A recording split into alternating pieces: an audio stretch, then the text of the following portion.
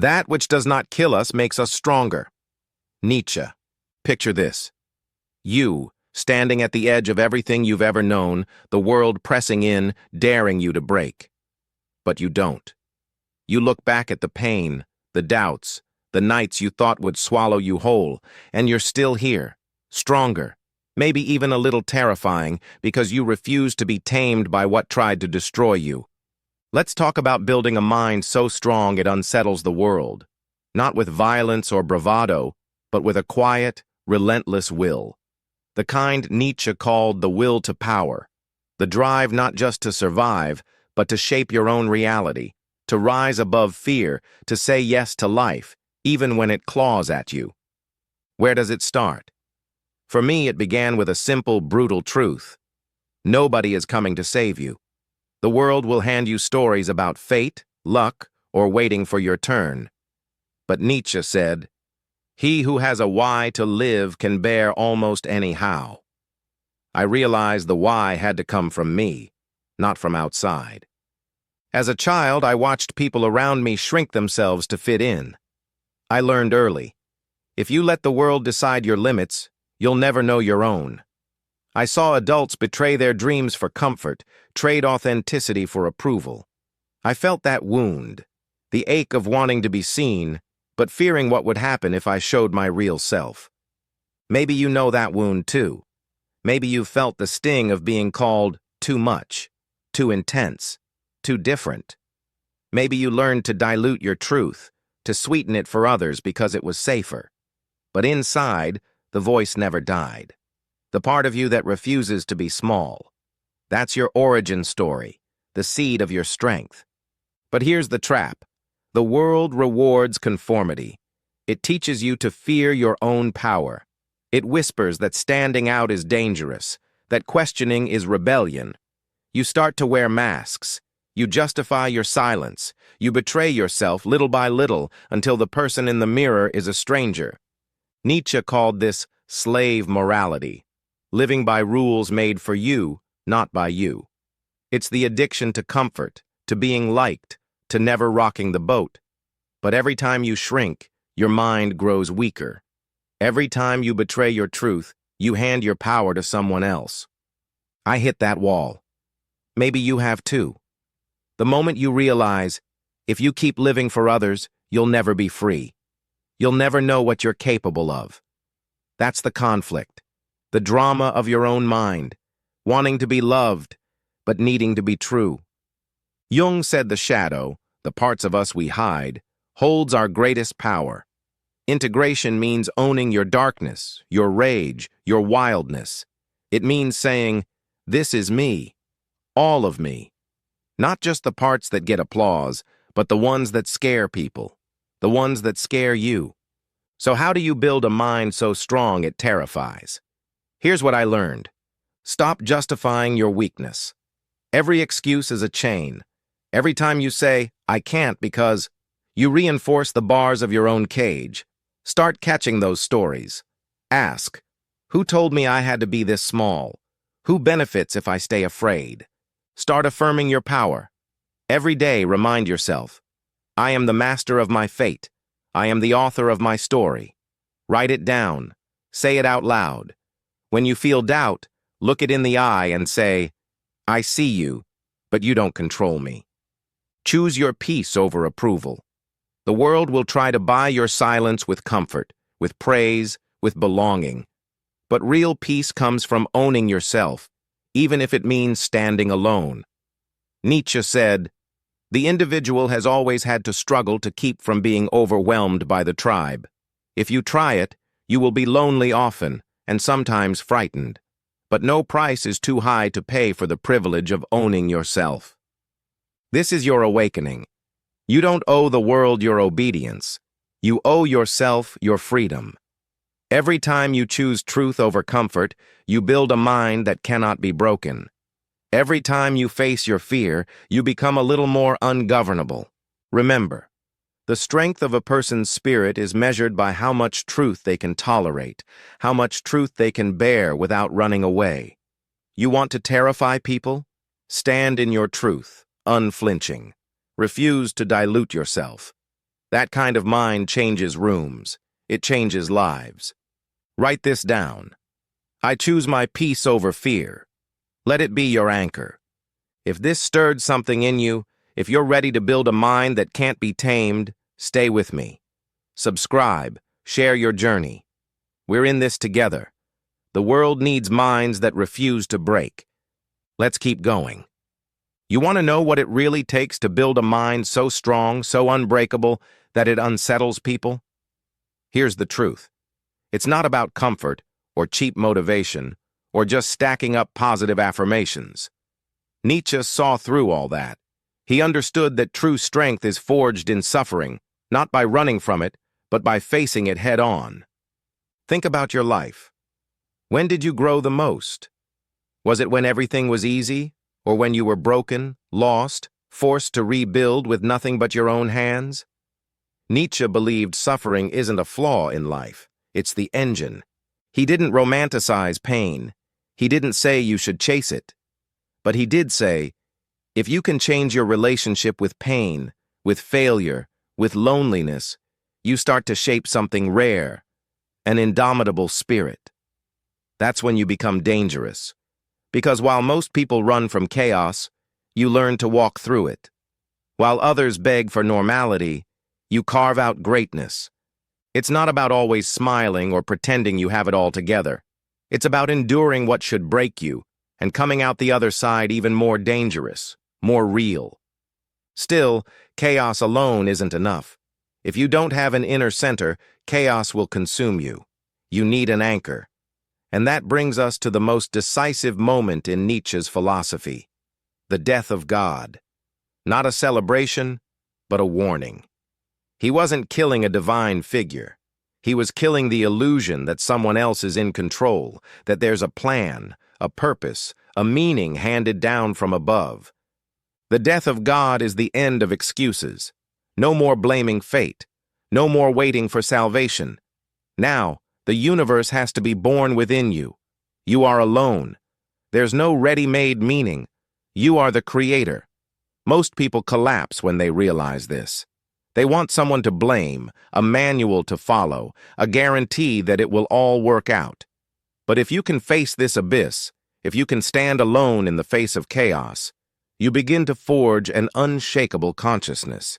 Either you build yourself, or you disappear. But here's the secret. That freedom that terrifies you, it's the greatest source of power you'll ever touch. Once you understand that no one is coming to save you, something awakens inside, a fire that won't let you sleep, a force that drives you to rise, even when you're bleeding, to think and act not because someone told you to, but because you decided it's right. This is the ground Nietzsche prepared for something even more grand, the birth of a new kind of human being, someone who doesn't live by herd rules, who doesn't need approval or permission, who creates their own morality, surpasses their own limits, and lives as a creator. Someone who frightens the weak because their very existence exposes the illusions of others. Nietzsche called this being the Übermensch, the overman. The Übermensch isn't a superhero, not someone with mystical powers. It's a person who has overcome everything that keeps the ordinary person small: guilt, obedience, herd morality, the need for acceptance. The Übermensch doesn't ask for permission to exist. He doesn't ask if he's allowed to act, to think, to live freely. He writes his own internal law. Even if the whole world stands against him, he lives by it. That's why his mind is unbreakable. It's not built on validation or approval. It's self-sufficient, fueled by the will to power, the primal drive to shape reality in his own image.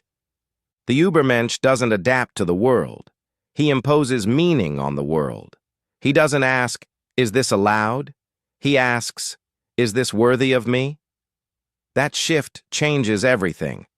When you see yourself as a creator, not a servant, the way you think, act, and feel transforms completely. But here's the cost. Becoming this kind of being requires sacrifice. You have to kill the parts of yourself that still beg for approval. You have to face the pain of not belonging. You have to bear the weight of building your identity from scratch, with no guarantees, no pats on the back, no applause. Most people can't handle it. They run back to the safety of ready-made beliefs, dogmas, rules someone else wrote for them. The path to the Übermensch is lonely. Nietzsche knew this. He lived on the margins, misunderstood, called mad, isolated from the world he tried to liberate. But it was in that isolation he found freedom. The stronger your mind becomes, the further you drift from the masses. The higher you rise, the more you disturb. The construction of the Übermensch is brutal and transformative because it requires you to destroy everything that isn't yours. Everything imposed on you by a sick culture, by a society that rewards obedience and punishes authenticity. Only after destroying do you begin to build. But this construction doesn't happen in the noise of the crowd. It happens in silence, in withdrawal, in the deep solitude that separates the strong from the weak. And that's exactly why the next step is learning to walk alone. Most people aren't ready for that. Are you? If you're still here, you're already ahead of most. Most people would have turned away at the first discomfort. But you're here, facing the truth. This isn't just about building a strong mind. It's a call to action. A call to let go of comfortable illusions and face reality with your eyes wide open. Because building a mind so strong it terrifies is not just a choice. It's a responsibility. You want to know what comes next? How to move from raw realization to real transformation? Let's go deeper. You've heard the world's noise, the pressure to obey, to blend in. But what if I told you that the first real step out of darkness isn't some heroic leap, but something much smaller? Nietzsche once said, "I was in darkness, but I took 3 steps and found myself in paradise. The first step was a good thought, the second a good word, and the third a good deed." Think about that. It's not about grand gestures. It's about the discipline to shape your thoughts, then your words, then your actions. Each one builds on the last. You don't become unbreakable overnight. You become unbreakable by winning small battles day after day. So what does that look like for you? Start here. Watch your thoughts. Are they yours, or are they echoes of someone else's fear? Are you running the same old script, or are you daring to write a new one? Every strong mind begins with this, refusing to let old, borrowed beliefs run your life. Then, watch your words. Words are not just sounds. They are blueprints for reality. When you speak with conviction, when you say, "I will," or "I am," you are laying the foundation for everything that follows. Weak words build weak lives. Strong words build strong minds. Next, your deeds. Every action is a vote for the person you want to become. You want to terrify people with your strength? Show up when it's hard. Do what you say you'll do. Let your actions speak so loudly that nobody can ignore you. But don't stop there. Nietzsche believed that true strength isn't just about what you do, but about why you do it. Are you living out of fear or out of vision? Are you reacting or are you creating? The will to power isn't just about dominating others. It's about mastering yourself, about shaping your destiny instead of letting life happen to you. Ask yourself, are you the master of your life, or are you letting the world control you? Are you trapped in a cycle of excuses, or are you breaking free, one decision at a time? Nietzsche divided the world into 2 kinds of people, those who live by master morality and those who live by slave morality. The strong, the creators, live by their own values. They don't wait for permission. They don't blame fate. They take responsibility for every part of their lives. The weak, on the other hand, hide behind excuses. They let others decide for them. They fear their own power, so they bury it. So here's the challenge. Which one are you becoming? Every day, you choose. Every day, you either step forward into strength or you shrink back into comfort. There is no neutral ground. But let's be honest. This path isn't easy. It's lonely. When you start to break the rules, When you refuse to play small, people will misunderstand you. They'll call you arrogant, reckless, even dangerous. Nietzsche knew this. He wrote, "There they stand. They understand me not. I am not the mouth for these ears." You will outgrow people. You will outgrow old versions of yourself. That's the price of freedom. But it's also the proof of your strength. Here's a psychological truth. The mind resists change. The morality of custom, as Nietzsche called it, is a social straitjacket. It's designed to keep you predictable, reliable, safe. But safety is a cage.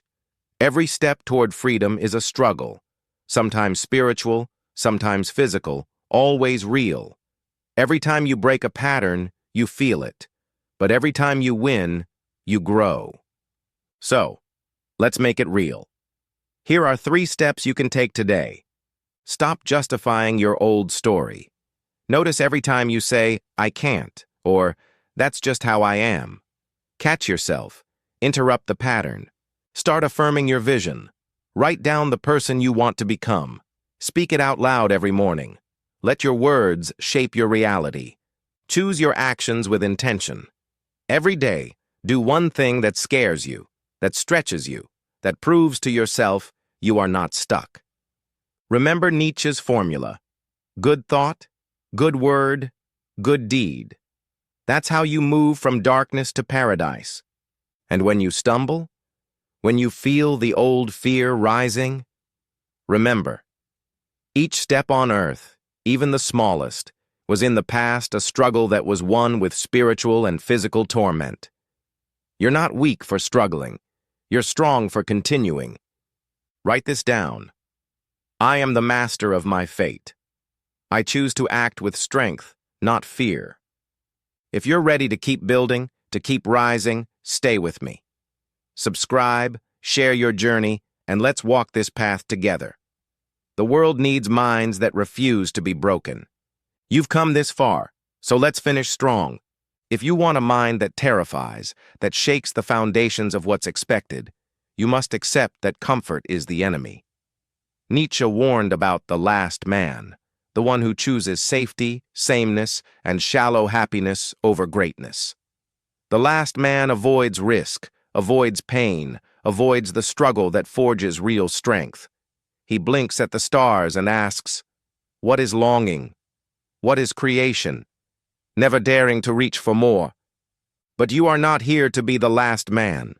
You are here to become the creator of your own values, the one who dares to command yourself, not just obey. Nietzsche wrote, "He who cannot obey himself is commanded." Such is the nature of the living. To build a mind so strong it terrifies, you must become the master of your own life. That means facing solitude, facing misunderstanding, and still holding your ground. You must love yourself enough to set your own law. You must have the courage to attack your own comfort, to slay the parts of you that cling to the herd. Courage is the best slayer, Nietzsche said. Courage that attacks, courage that says yes to life, even when it's uncertain, even when it hurts. And here's the paradox. True strength is not about never falling. It's about rising, again and again, knowing that every valley deepens your summit.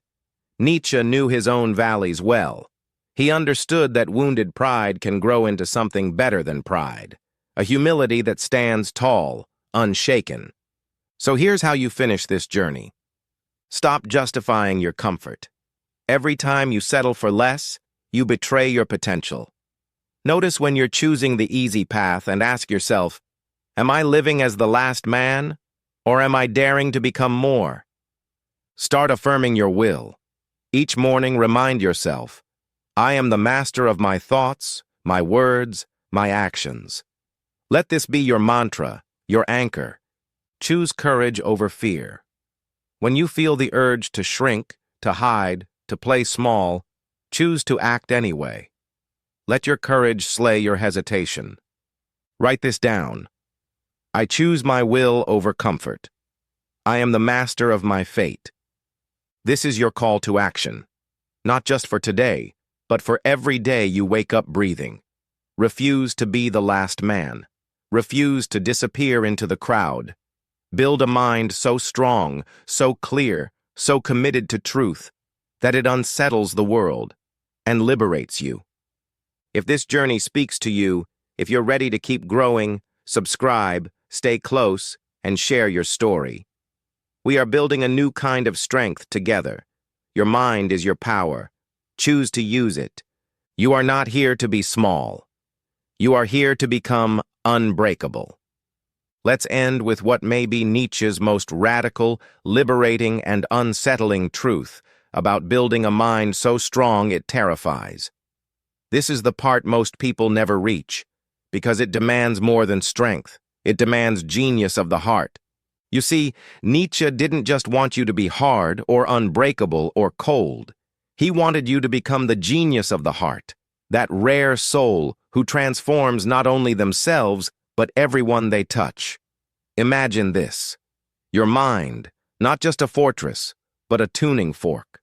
You walk into a room and the energy shifts, not because you dominate, but because you see into people, their wounds, their gold, their hidden potential. You reflect them back to themselves, clearer, stronger, more awake than before. The genius of the heart is like a master musician who can play the hidden strings in others, drawing out beauty they never knew they had. This isn't about manipulation. It's about deep presence. You silence the loud and self-satisfied, not with force, but with listening. You teach others to hear themselves, to taste a new desire, to become more than they thought possible. This is the highest form of strength, not just to endure, not just to overcome, but to awaken.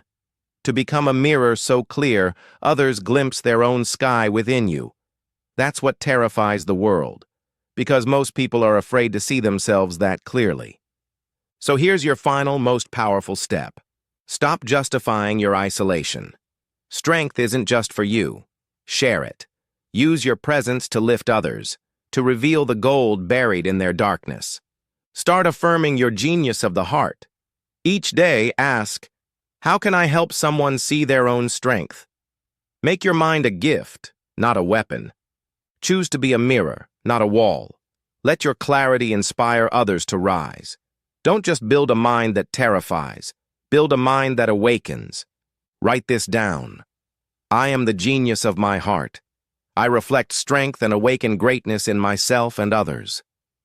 If you're ready to live this, to be more than just strong, to be a force for awakening, subscribe, share your journey, and let's keep building a world of minds that don't just survive, but transform. You are not here just to endure. You are here to awaken. And that, more than anything, is what terrifies the world most.